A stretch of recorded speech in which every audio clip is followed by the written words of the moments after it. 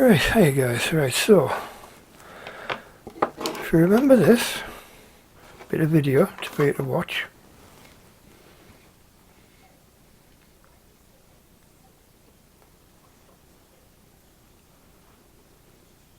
now, so we've stripped that down and we've done some repair. The area that was cracked, which was this joint, sorry, this joint here and the one on the other end, I've flooded with cyanoacrylate. Basically, it's a cyanoacrylate that has a latex silicon compound in it to make it flexible.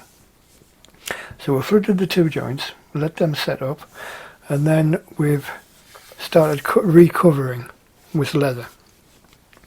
So I've put a strip on here which goes from there to just shy of the, or just past the joint, or just shy of the joint there, just to reinforce this bottom bit.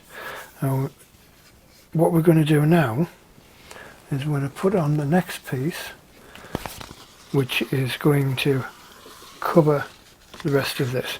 The thing we're using is this stuff.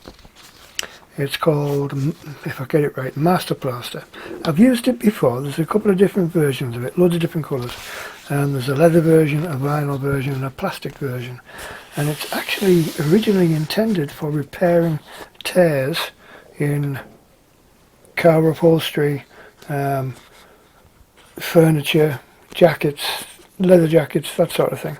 It's really good stuff. The glue, it's self-adhesive, and the glue that they use is powerful stuff. It takes about 24 hours to set up properly, so we're just doing a little bit at a time. But I'm just going to show you how we're going to apply this. And we start off by peeling just down one edge, peeling the back off, and so you can see it's sticking to my finger straight away. Really is a strong glue, and it's a pressure adhesive as well. If you apply pressure to it as you apply it, you actually get a better bond. But you've got to be careful not to get it stuck on something you don't want it stuck on. But anyway, so we just peel one edge like so. I'm going to just stick it at one end.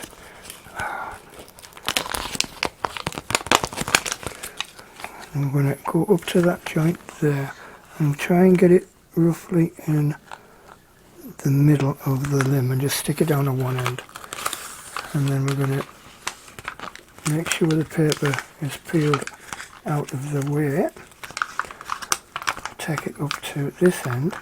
Now we're going to try not to stretch it too much.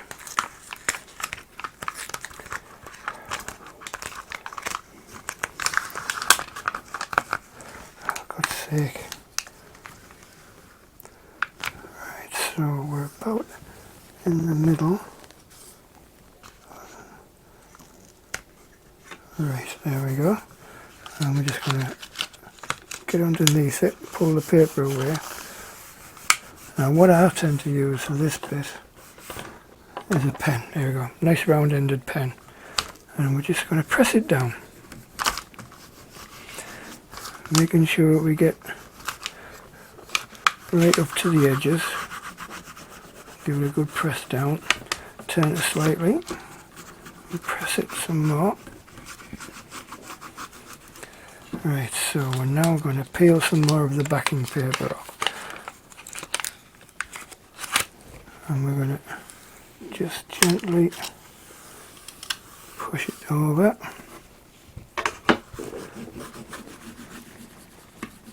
And apply some pressure.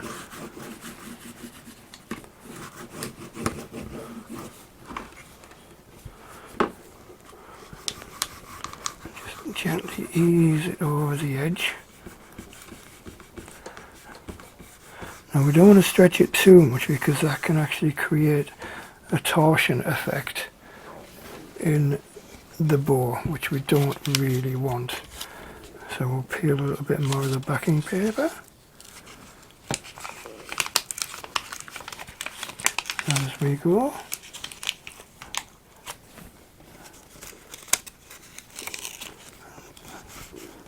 apply a bit more pressure as we...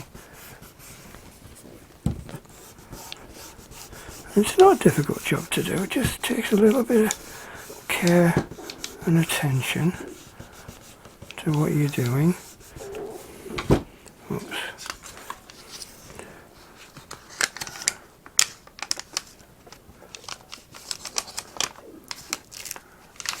Right, so we're going to ease it over the original seam line.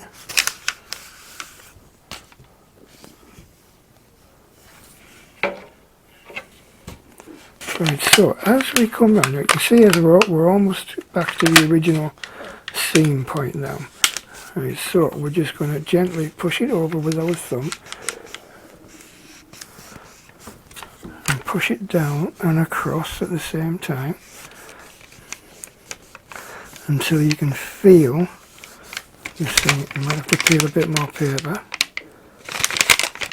You don't want to just pull the backing paper off, because like I said, this glue is very, very sticky, and if you get too much of it loose, well, get too much of it uncovered too quickly, it will just stick to everything. Right, so as you can see, we're almost overlapping the original seam. A bit more paper to come off there and press down.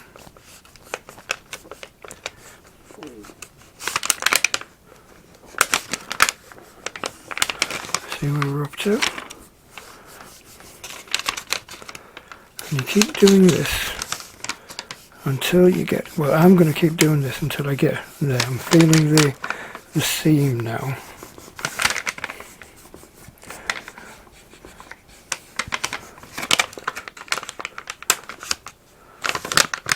Right, there we go.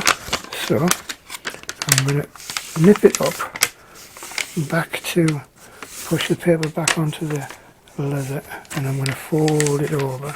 Now this is where, if I'm going to go wrong, this is where I'm going to go wrong. So I'm going to get my sharp knife. Now if you're doing this yourself, please be careful, don't cut yourself.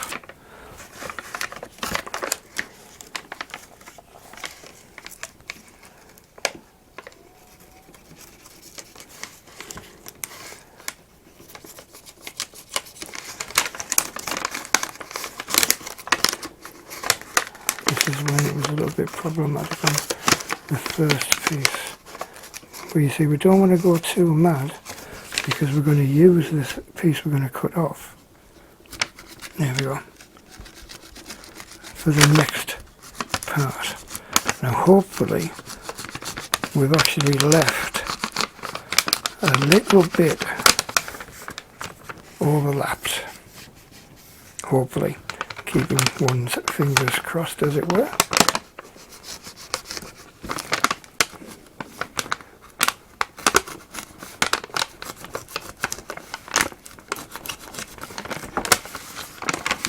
Right, that looks okay. Yes, we've got an overlap, and we've got a little bit too much of an overlap, but we're okay. And if you get, so that's left us with a strip there. Get my pen. Now I'm going to rub down where the seam is, where the overlap is, to force the two into the overlap, because what we're going to do at some point, although I might not, is actually trim this back. And I'm going to use the back edge of my scissors, and again pushing into the seam. I'm not cutting, I'm just pushing into the edge of the seam to force the overlap into a tighter. Right, there we go. So that's that bit done.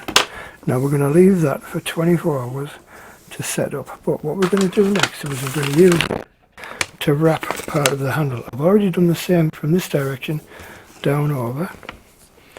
I mean, it's not the greatest of jobs, I don't think, but it does the job. And this is just to reinforce things a little bit around the handle. So I'm going to peel that off in one go. Try not to let it tuck up on itself. So you can hear it's very, very sticky stuff. And I'm going to start this on the front. I'm going to start just there. You see where I've got it? So it's overlapping onto that bit and that bit. I'm going to rub that down, and then I'm going to just, without destroying everything, I'm going to wrap it, and we're going to try and keep it fairly neat and tidy so we don't have too many gaps.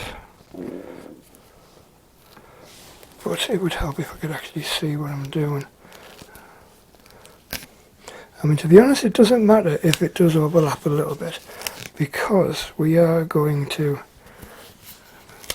put some serving around this to lock everything down. But as you're doing this bit, you can actually pull it quite tight, which will give you a better job. See if I can bring it back into the camera field, and just keep going, wrapping round, trying to keep everything even.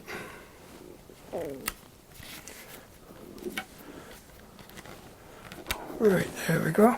Now as you can see, I don't know whether you can see or not, we're actually creating a bulge above and below the handle by doing that wrapping. At the same time, reinforcing everything. So what I'm going to do now, I'm going to grab my pen again, and I'm just going to press it down. It seems a bit daft, but honestly, applying this pressure does make a difference. It is actually a form of impact adhesive, and the more pressure you can put onto it, the more effective the adhesion will be when it cures.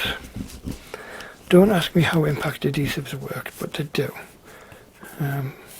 Right, they tend to be used in industrial processes. A bit like a contact adhesive, but on steroids. Right, so there we go. So that's the next phase we've done.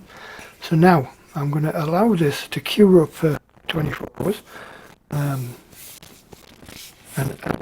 now and again, as we allow it to cure, I'm just going to rub over, just to apply a little bit of pressure, just to make sure we smooth things out. Now we haven't really stretched this, so it's not really going to be a problem in terms of creating torque within the limbs of the bow. The only possible danger of that is when there's a little bit of stretch gone into it in order to get it to form around the sears here. But we shouldn't be too bad. I was quite careful about putting that on properly. Right, anyway, there we go. So